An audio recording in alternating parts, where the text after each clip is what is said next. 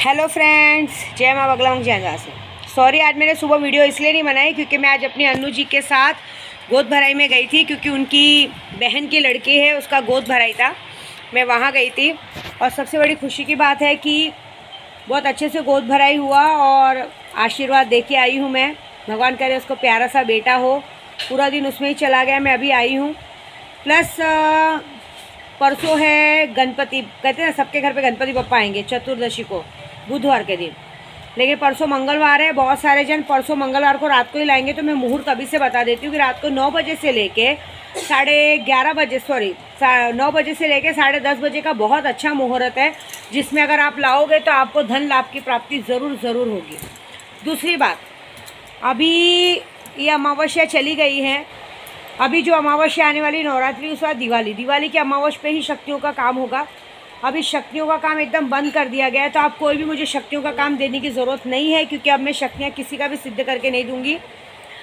जिसकी भी शक्तियाँ सिद्ध करके दे चुकी हूँ, जिनको भी बड़ा फ़ायदा हो चुका है, जिन लोगों ने अभी नई शक्तियाँ मुझसे ली थी, एक लोगों को 25 लाख 30 लाख 45 लाख का फ़ायदा हुआ है, वो उनको 3-4 तारीख को मिल जाएगा। और कुछ मेरे ही ग्रुप में जो मेरे ग्रुप वालों को फ़ायदा हुआ है, उनको भी मंगलवार से, बहुत ज़्यादा लेट होगा तो बुधवार, क्योंकि परसों सब जगह गणपति जाएगी, तो मंगलवार बुधवार मतलब उनकी भी चीज़ें वहाँ तक पहुँच जाएगी। उसके लिए मुझे कुछ बोलने की ज़रूरत नहीं। लेकिन मैं बहुत ज़्यादा खुश हूँ कि सबकी खुशियाँ उसके घर पे पहुँच रही, इसलिए मुझे कोई ज़रूरत नहीं कुछ देखने का। कल विंध्याचल में मेरे नित्यानंद भैया के विंध्याचल में जागरण है, भंडारा है। मैं वहाँ पे नहीं हूँ, बहुत नाराज़ है इस बार मुझसे वो, तो वो होने वाला है। बस काम का मुझे कुछ नहीं, मैं बहुत ज़्यादा खुश हूँ कि सबका काम सब अच्छे से हो गया है, सबकी सारी खुशियाँ पहुँच गई हैं। हाँ, कुछ ग्रुप वाले हैं मेरे बीच में जिन्होंने मेरे बहुत बार बोलने के बाद भी मेरी बात नहीं मानी है, तो उनका काम मैंने यही बंद कर दिया है। कुछ 2-4 जन हैं जो चाहते हैं कि उनको ऐसा लगता है कि उनका काम नहीं है, उनका पैसा वापस चाहिए, तो कोई बात नहीं, उनका भी मंगलवार बुधवार को गणपति बप्पा बैठेंगे, गुरुवार को उनकी चीज़ें उनको वापस कर दी जाएंगी। उसके बाद भगवान मालिक, क्योंकि मुझे उस बात का कोई डर नहीं है। उसके बाद जो मैं करने वाली हूँ, जो मैं बोलने वाली हूँ, वो तो ऊपर वाला ही जानता है। बाकी जितने लोगों ने मुझसे भी नई शक्तियाँ ली थी, उनका काम भी बहुत अच्छे से हो गया। सबसे बड़ी बात, आज एक और बात बताती हूँ मैं। आज मैं सबसे ज़्यादा दुखी हूँ अपने केशव के पापा से, कसम से। उस आदमी ने थूका हुआ चाटा है। मैं इनडायरेक्टली बोलती हूँ, बुरा लगे मेरे से झगड़ा करने आए। लड्डू की मम्मी जैसी औरतें ही लोगों पे राज करती है, ये दिखाती हैं कि हम लोग थूक और चाट। तेरे को गरज है तो तू मुझे लेने आ, तूने मुझसे शादी की, तेरे को गरज है तो मुझसे लेने आ, नहीं तो बैठा रहे, मेरे को आने का नहीं है। ऐसी बात है। और मेरे प्रभु ने एक बात करके, और मैंने कहा भी था कि इसका पायगुण बहुत ख़राब है। क्यों मेरे प्रभु को समझ में नहीं आता है कि एक बार वो आदमी बोरीवली इंद्रप्रस्थ में लोगों को ब्याज पे पैसा बांटा करता था। उस औरत से शादी करने के बाद उसका एक्सीडेंट हो गया, 5 साल वो बर्बाद था। उसके बाद एक बच्चा हुआ 5 साल के बाद। उस 5 साल के बाद जो बच्चा हुआ, वो बच्चा साल भर का होने, मतलब 1 साल का होने से पहले उसने अपने बाप को जेल की हवा खिला दी। कहते ना, माँ अपने दादा दादी से अपने बाप को अलग कर दिया, ऐसा सब हो गया। लेकिन वो बात वो नहीं मानता। उल्टा ये, मैं अपनी बड़ी बात नहीं करूँगी, मेरा केशव जब से मेरे पेट में आया है, तब से सबसे पहले उसने उस आरिफ जैसे लोगों से उसको दूर करवाया। उसके बाद उसका 307 का केस सॉल्व करवाया, क्योंकि जब उसका 307 का केस लगा, तभी मैंने कैसे अपने केशव पापा को अनबैस बुलाया था। 6 महीने मेरे केशव पापा मुझसे दूर थे। हालांकि उस औरत को सब पता था, लेकिन तो भी वो औरत कुछ बोलने को तैयार नहीं थी। देखो, ऊपर वाले की लाठी में आवाज़ है ना, कभी ना कभी बजेगी। लेकिन उसका सबसे ज़्यादा सपोर्ट करने वाले उसके मायके वाले। आज की तारीख में वो भी तकलीफ़ में है। क्यों तकलीफ़ में? क्योंकि वो गलत का साथ दे रहे हैं। जो भी गलत का साथ देंगे, भोगेंगे ज़रूर। उसके बाद मेरा बच्चा, मेरे पंडित जी ने कहा था, जैसे जैसे बच्चा पेट में बड़ा होगा, जैसे जैसे बच्चे का वक्त नज़दीक आएगा इस धरती पे आने का, तब तक इसका बाप गाड़ियों में घूमेगा, गाड़ी से पैर नीचे नहीं उतारेगा। ये बात तो आप सबने देखी है कि आज घर में 2-2 3-3 4-4 गाड़ी है, बाप पैर नहीं उठाता, अच्छे खासे गहने पहनता है, घर करता है। ये बात है। लेकिन मुझे बुरा क्या लगता है मालूम है? मैंने कहा था कुछ अपशगुन होगा। जो औरत घर में आते अपने पति के लिए अपशगुन बन सकती है, एक्सीडेंट करवा सकती है, इतना सब कुछ हो सकता है। मैंने कहा था ना, क्या हुआ बताओ? कुछ ना कुछ तो हुआ है, बताया नहीं, लेकिन हो गया। मेरे केशव के पापा को लाख मना करने के बाद मैंने कहा भी, वो छोटी बच्ची नहीं है, वो ओला पकड़ के सब कुछ आ सकती है, लेकिन नहीं, केशव के पापा गए। सोचो, मेरी फॉर्च्यूनर पे ब्लैक कलर का फ्रेम लगा है, मैं 1500 किलोमीटर गाँव जाके आई। गाँव जाने के आने तक किसी ने मेरा गाड़ी का फ्रेम नहीं उतारा। लेकिन शायद रास्ते में पता नहीं क्या पुलिस का लफड़ा हुआ, पुलिस वाले ने स्ट्रिक्टली बोला कि गाड़ी का फेम निकालो, नहीं तो गाड़ी जमा कर दी जाएगी। बताओ, मेरी गाड़ी में उसी पनौती को बैठना था। बोलने में मेरे केशव के पापा सुनते नहीं हैं। मैं क्या बोलती, जब उसने बुलाया नहीं था तो मुंह उठा के जाने का क्यों, ये बताओ आप। अरे वो सीधा सीधा मुंह पे थूकती है कि तेरे को गरज है तो मेरी चूत चाट आके, नहीं तो विद्या देवी की चूत चाट। तेरे को गरज है तो तू आ, नहीं तो भाड़ में जा। तो क्या किया केशव के पापा ने, उसको केशव के पापा को क्या था, प्रदू को क्या था कि उसकी भी चूत चाटनी थी, मेरी भी चूत चाटनी थी, तो दोनों को उठा के लाए कि चलो मैं लेके आऊँगा। और क्या कर सकते हैं बताओ। मुझे गुस्सा आ रहा है इसलिए बोल रही हूँ क्योंकि मुझे बुरा क्या लग रहा है कि ऐसी औरतों को ऐसे आदमी सर पे चढ़ाते हैं, जिसकी वजह से ऐसी औरतें सर पे चढ़ के नाटक करती हैं। मैं उसको कुछ नहीं बोल सकती क्योंकि जब मेरा पति ही नालायक है। मेरा पति गया, थूका, वो चाट लिया, उसने थूका और वो बोली थूकती हूँ मैं, तू चाट।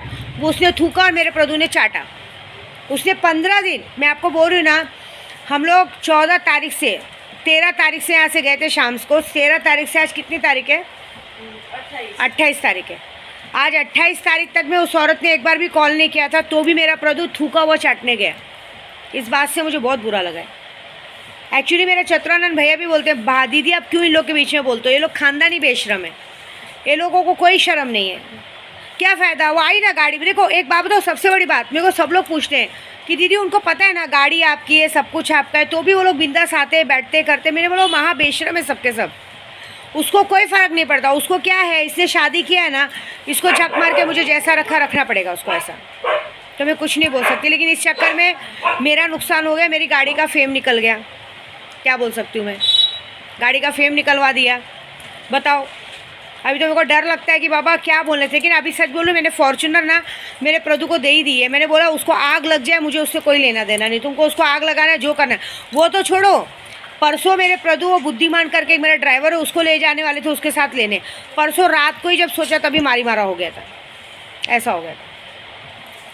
लेकिन तभी आपको पता है प्रदू की एक गलती की वजह से उसको मना कर रहे हैं, 50 बार मना कर रहे हैं। दुनिया 10 जन दुश्मन बनी है। इस वक्त कोई कितना भी मगजमारी कर सकता है। उस ड्राइवर ने उनके लिए अपनी जान खतरे में डाली, सर पे मार खाई, सर पे 6 टाका आया। फिर भी मेरे केशव के पापा मुझे क्या बोल रहे, तू उसके लिए इतना क्यों बोल रही है, बताओ। ये बात है मेरे आदमी का, उसने उसको बचाया, वो बात नहीं। एक बार भी ये नहीं सोचा कि अभी 307 का क्लीन शीट नहीं पहुंचा है, अभी क्लीन पूरा नहीं हुआ है, फिर आपने एक और लफड़ा कर दिया। क्यों कर रहे हो ऐसा, समझ में नहीं आता इस आदमी का मुझे, किस बात का घमंड है। सोचो वो पनौती, इतनी बड़ी पनौती कि उसको लेने जाने का सोचा ही तो इतना बड़ा लफड़ा हो गया रात को। शायद मेरे को लगता है फिर से जेल वेल हो जाती। ये बात क्यों नहीं समझते, शुभ अपशकुन सब होता है। दूसरी बात, अभी जो हम काम करने वाले हैं, क्या बोलते हैं, परसों ये है चतुर्थी है, 31 को बुधवार के दिन चंद्रमा निकलता है। कहते हैं कलंकिनी चंद्रमा रहता है, कल की चंद्रमा है, उसको देखने से साल भर में कलंक लगता है। तो प्लीज़ कृपया वो चांद कोई ना देखे, गलती से भी उस चांद को देखे तो पत्थर मारे, क्योंकि अगर वो चांद आपने देख लिया तो ज़रूर आपके ऊपर कलंक लगेगा। प्लस परसों रात को आप 9 बजे से 10:30 बजे के अंदर गणपति बप्पा को ले आएँ। उसके बाद जो ब्रह्म मुहूर्त है, वो मैं कौन से ब्रह्म मुहूर्त में आपको स्थापना करनी चाहिए, कैसी करनी चाहिए, वो तरीका मैं आपको पूरा यूट्यूब के ज़रिए परसों बताऊंगी। बाकी अभी मुझे कोई भी शक्तियों का काम या देने की ज़रूरत नहीं, कि अब जो भी शक्तियों का काम होगा या जो भी काम होगा इनडायरेक्टली डायरेक्ट दिवाली की रात को ली जाएगी। क्योंकि अब जिसकी शक्तियाँ सिद्ध करनी थी कर ली, जिनको फ़ायदा मिलना था मिल गया। अभी हमको किसी के काम की कोई ज़रूरत नहीं है, हम अपना काम बखूबी बहुत अच्छे से कर रहे हैं। आप बल्कि बस गणपति बप्पा मोरिया करेंगे, गणपति बप्पा की सेवा करेंगे। दिवाली में मेरे सारे ग्रुप वाले अपने घर पे जाएंगे। 4 तारीख को 31 को गणपति आएगी और 4 तारीख को हमारे घर पे गणपति बप्पा की पार्टी रहेगी। आप सबको तो नहीं बुला सकती हूँ, लेकिन ज़ोरों शोरों से तैयार होंगी। इस बार गणपति बप्पा बड़े धूमधाम से, बड़े अच्छे से, शोर शराबे से करेंगे, क्योंकि लॉकडाउन की वजह से 2-3 सालों से कुछ उनकी पूजा अच्छी हो नहीं पाई। लेकिन इस बार हम बहुत ज़ोरों शोरों से उनका धूमधाम से आगमन करेंगे और धूमधाम से उनकी पूजा करेंगे।